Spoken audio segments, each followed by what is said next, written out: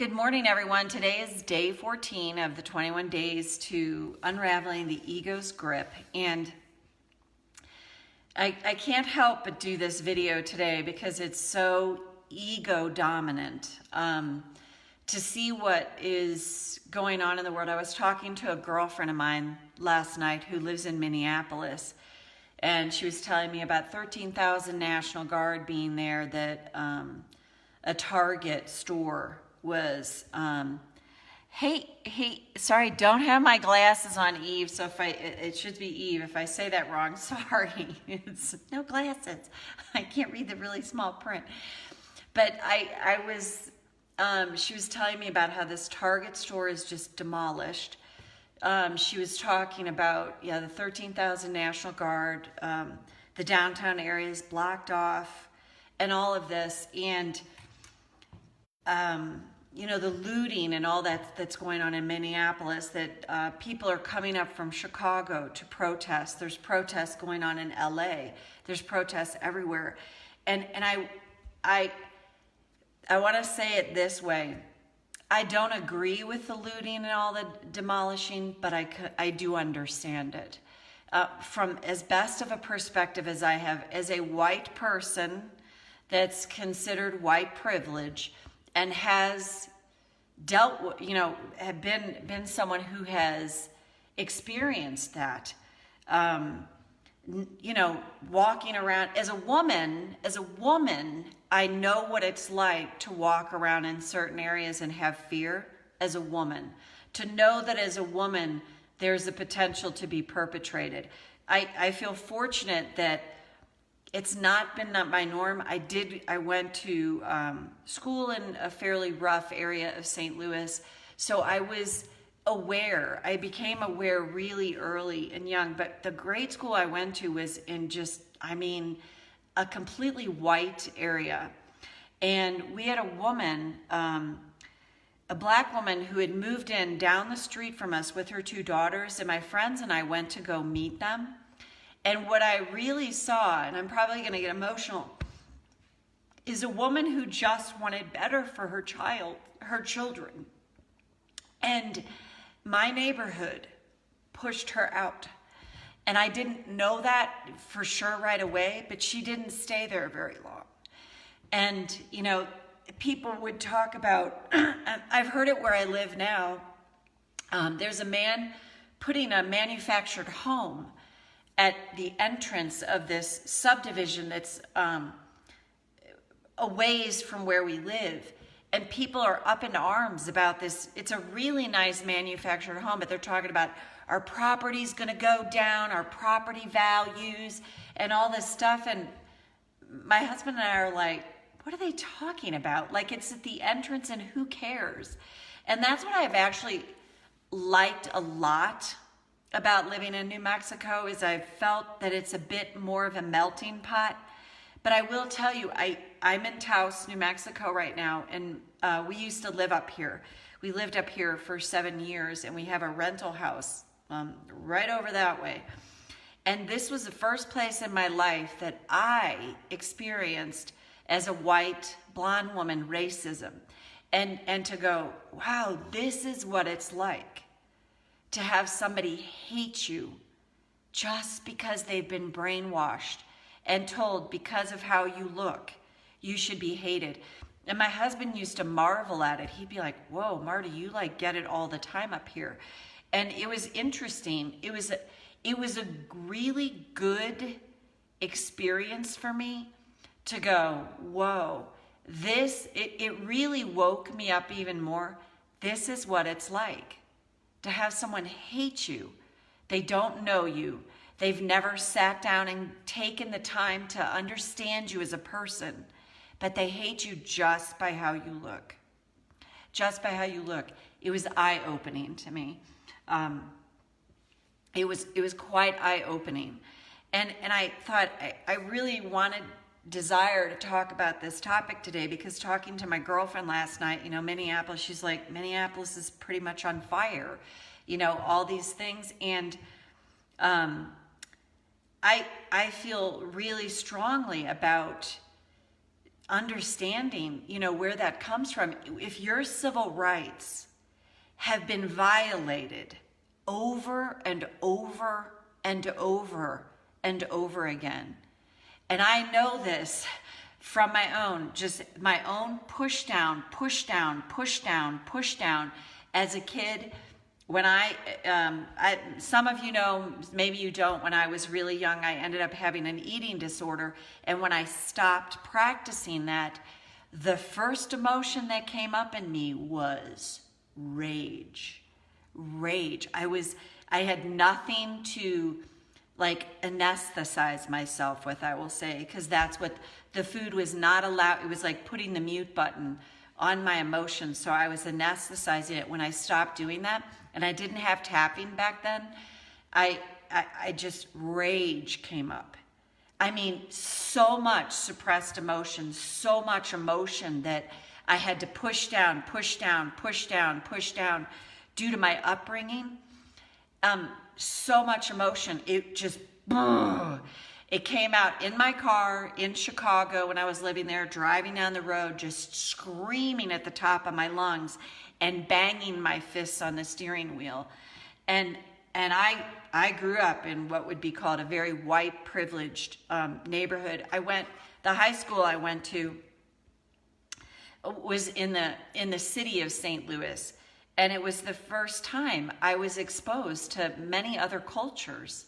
And it was such a good experience for me to take the time to get to know people, even though my upbringing was very sheltered in that way, not in other ways, but in the way of, I grew up in an all-white neighborhood. And it was so good to meet people and know them. And, it opens your mind to, oh my God, I've been told all these things or taught this stuff, and they're lies. And you could find any human being and groups of people in any culture, I don't care what it is, that you would say they're not great people and great people. And with everything that's going on, what I want to say that's tied to, we're taught it. I said this in an earlier video. Racism is taught. Sexism is taught. Any of that. Ageism is taught. It's all taught. It's all part of this ego culture that we live in that says this is better than this. And again, I say, look at advertising. Come to advertising with new eyes. Look at it, read it intentionally, and see, what are they selling me? What are they selling me, and how are they selling me it? I remember one time seeing an ad for an insurance company. I don't remember if it was State Farm or Allstate or one of those, but it was for life insurance. And this is the ad. They show a father and two children standing, the silhouette of them they're looking this way at the house, and you're behind them, and they're standing there, and this house is burning, and there's a woman inside the house in the window. You see this figurine of this woman, silhouette of this woman in the burning house, trying to get you to buy life insurance. So when you open your eyes, you're like, what are they trying to sell me? Are they trying to sell me that people with different colored skin than mine mean less than me? Are they trying to sell me and tell me I'm a more superior person because I have lighter skin?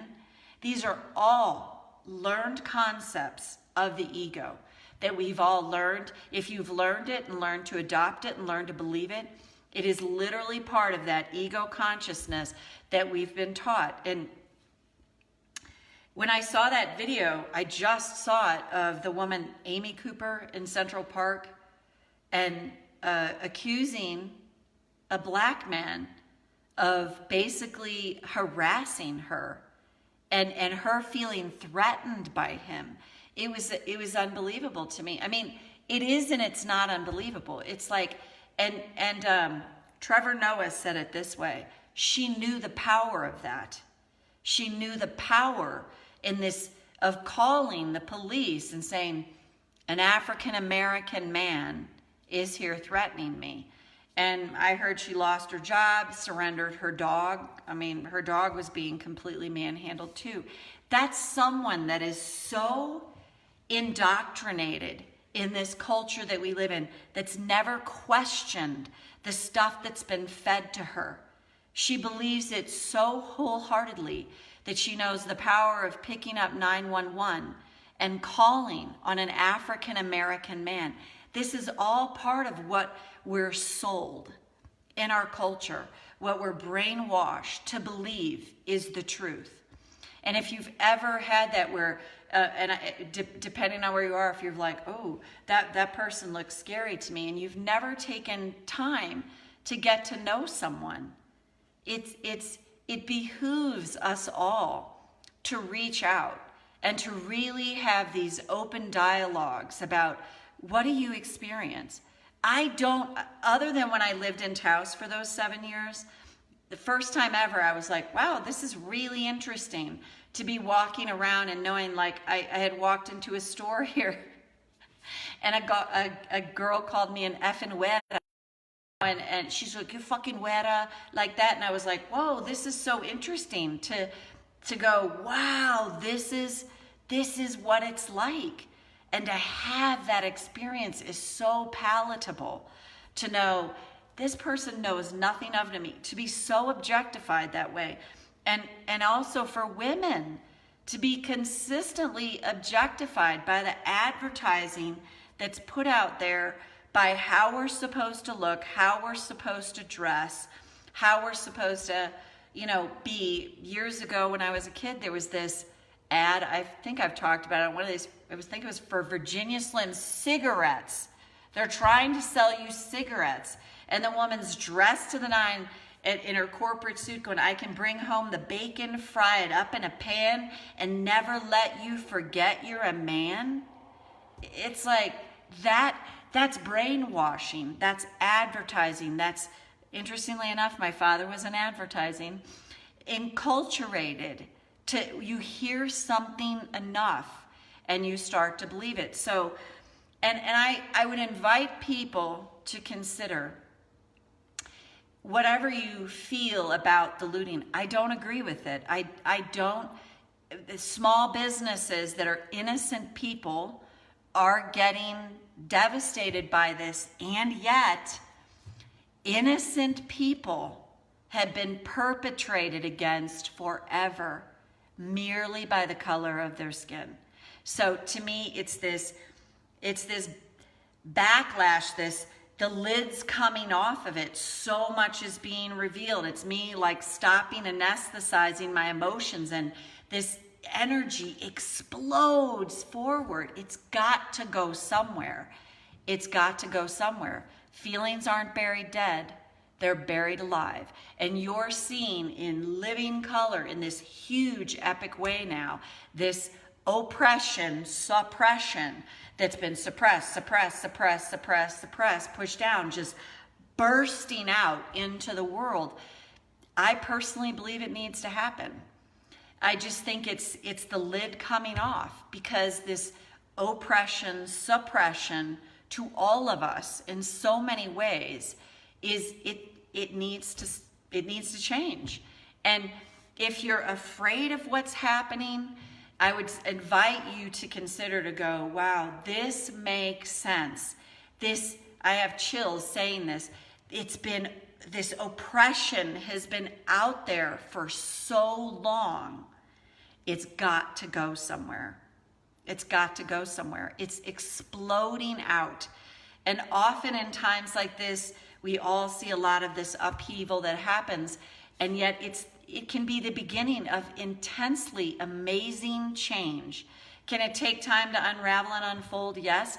I truly believe the day is coming. I truly believe the day is coming when our children's children, whatever, down the line, will look back at our generation very much like you might look back in Rome when they were throwing gladiators in with lions to be eaten, or for them to kill each other, to go, oh my God, they were so barbaric.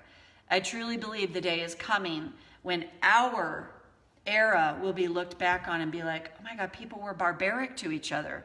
Do you know they actually didn't like each other because they had a different skin color? Or do you realize women were super objectified?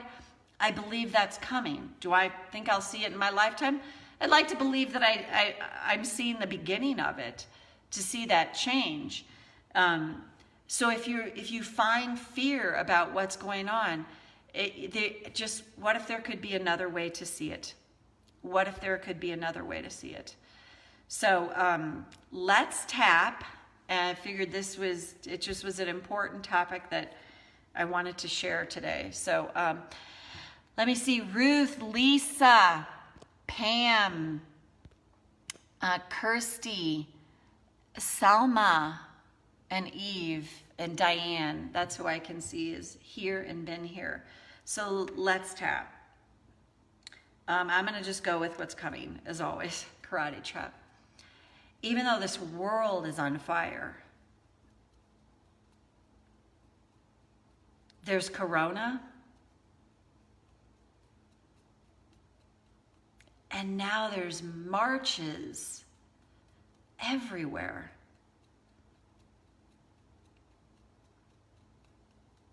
World on fire. I choose to honor I feel this way now. Even though I can get really afraid during this time, there's corona and all the fear they're throwing out about that.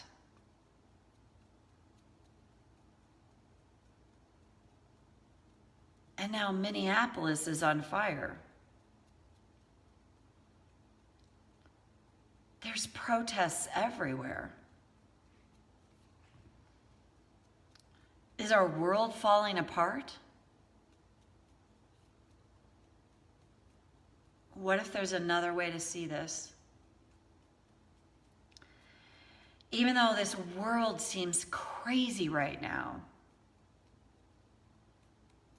insane, it all seems so negative, so fearful. I choose to honor my feelings now. All this fear that's just being thrown out there. As if corona isn't enough. Now there's destruction and looting. Buildings on fire.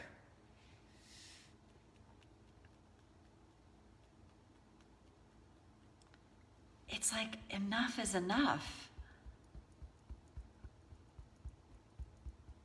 But what if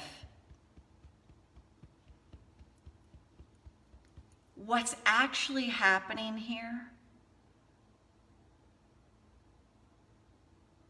is a greater plan that's in place than I can see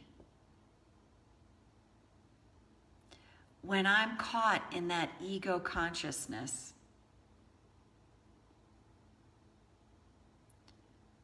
What if all the fear that's out there,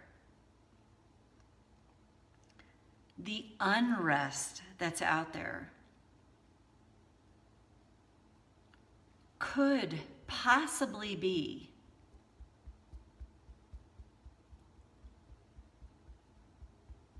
part of a greater plan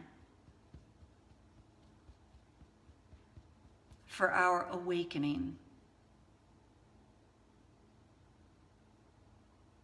It may not look very pretty in the way I've been taught pretty should look. But what if what's happening is really a product of feelings being unearthed.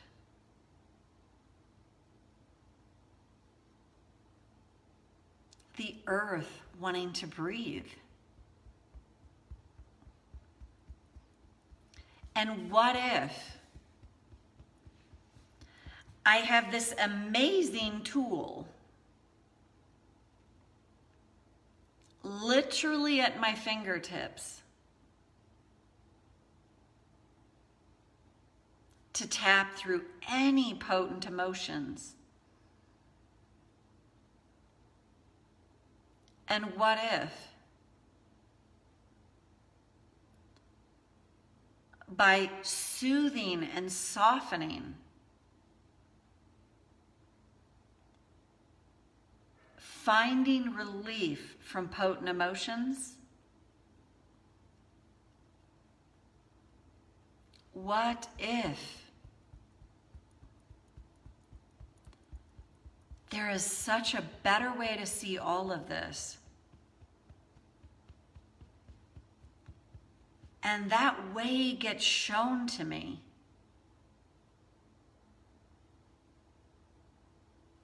As I'm calmer.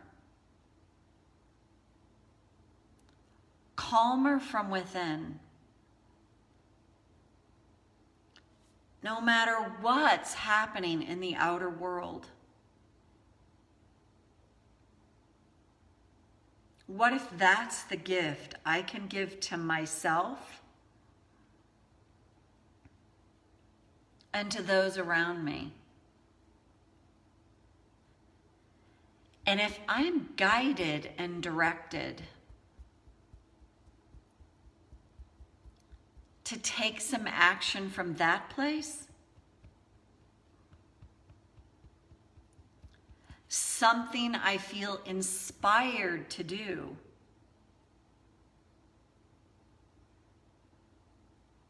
what if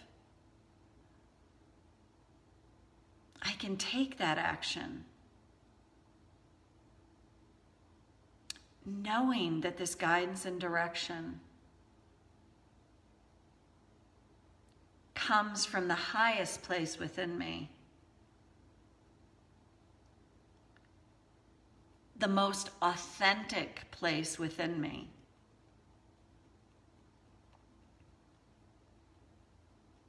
I don't have to have this all figured out right now.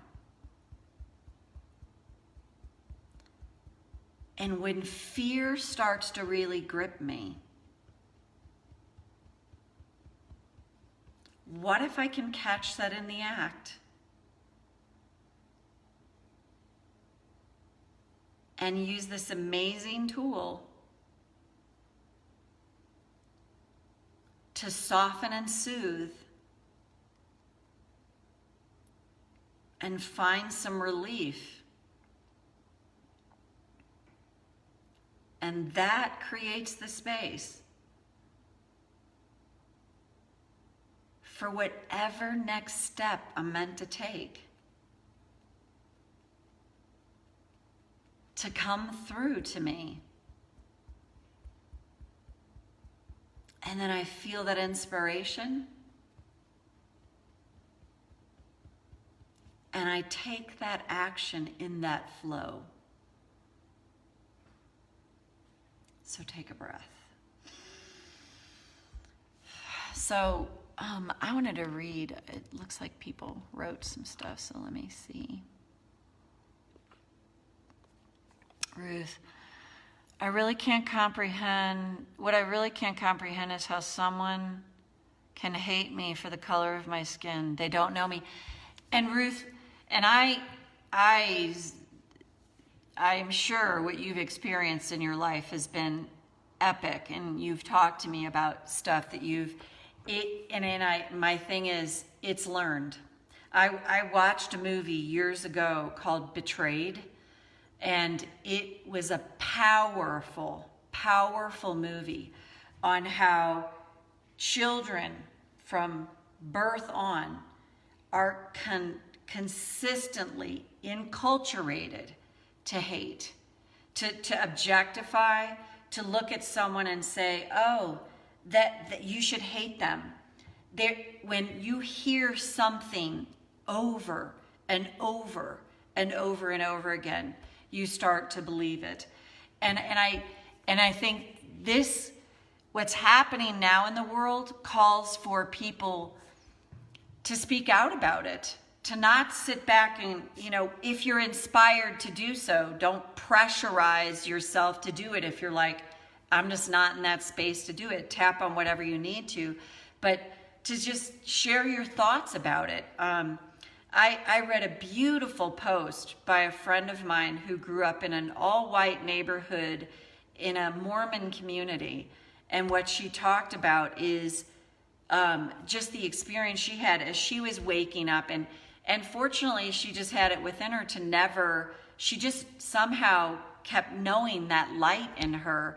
And yet she saw people around her noticing the racism that's put out there. And it's so true. I experienced that up here, Ruth. It sounds interesting as a white person to be in a town and be like, oh my God, this is what it's like. Someone tried to run over and hit my dog and yelled out "effing huera" to me. I was called that in different grocery stores. I got flipped off all the time. It was yelled at me a lot. And it was fascinating to me to be like, wow, it was like, holy shit, this is what it's like. This is what people experience, knowing that you're hated. They don't sit down to get to know you. They don't try to talk to you. I worked with a man whose wife told him, I don't like the way she dresses. I don't like the way she looks. I don't like the way she carries herself. You may never work with her again. And when I was in corporate, I used to sit in cars and I would ride around with sales reps, and I was with them going into accounts, and we were going in together because I was like the expert on what we were selling. And I was like kind of coaching them on that. And then I'd go in and this woman, all of a sudden the guy's like was avoiding working with me, and I'm like, what's going on? And he told me his wife said this. And then my husband gets, pissed off about it and like, he should stand up to her and tell her to get to know you. But it was like, that guy's doing what he's been taught to do. And if even in this way, to think about women and the way we're learned to be, we're objectified. And again, I think I said this in one of those videos. I saw someone say something derogatory, she's a woman, about women, comparing a whiny man to a whiny high schooler. And I'm like, that's the way we've learned to perpetrate ourselves. Like, this has nothing to do with being a high schooler or a woman. This is a whiny man whose inner kid is such a grip on him that's behaving this way. And I'd say it's astonishing. And yet at the same time, when someone is consistently raised to hate someone, they're gonna hate. And if they're punished repeatedly for trying to go against that flock, there was in that same movie I saw, this man's wife, he murdered his wife because she was not in agreement with his prejudice. She got murdered. But so it's potent. And that's the thing for all of us as we can to start to unravel and to be the person in your own world that's like, you know what, I'm not going to perpetrate myself as a woman. I'm not going to perpetrate what I've heard. I'm going to question what I've been taught. I'm going to question, do I clutch my purse a little tighter when a black man walks by me on the street if I'm a white person or whatever? Do I notice that and go, oh my God, I learned that. I learned that. And, do I say, I had a really good friend that I lived with for a while. He was born in Trinidad, and he's a black man from Trinidad. And he said, Marti, I swear to you, if there were only black people on the earth, what would eventually happen in the culture we live in is with darker skin, you would be prejudiced again. The lighter skinned in that group would prejudice against them. It's the way we're enculturated. And this came out of his mouth, and he said, I've seen it all the time. I feel you, Ruth, and I know you firsthand have experienced so much. And I'm sorry. I'm so sorry for what you've experienced. It is unfortunate, and this can be the beginning of some, even more. It's just to awaken people. And I'm so glad that man in Central Park took that video of that woman. That was the power that he had. He had the power to take the video and go, this woman is accusing me of harassing her. And it was exactly the opposite. He just took a photo. He took the video. Thank God he had the foresight to do that. It was the power that man had to protect himself. Pam, love you, Marty. Thank you for sharing many hours with us. I'm sorry, Pam, I don't have my glasses on. Thank you for saying what many of us are thinking. You bet, Pam. Thank you, Marty. Have a beautiful Sunday. You too, Marcia. Hi, thanks, Marty. I agree with you. This shift is the start of something, Lisa, something new and different, and we must maintain that vision. It's not letting me click on everything else you wrote, Lisa. I think your book is coming out at a really fantastic time. Divine timing, Lisa, to help with the deep feelings of the world. I want to cry when you say that. I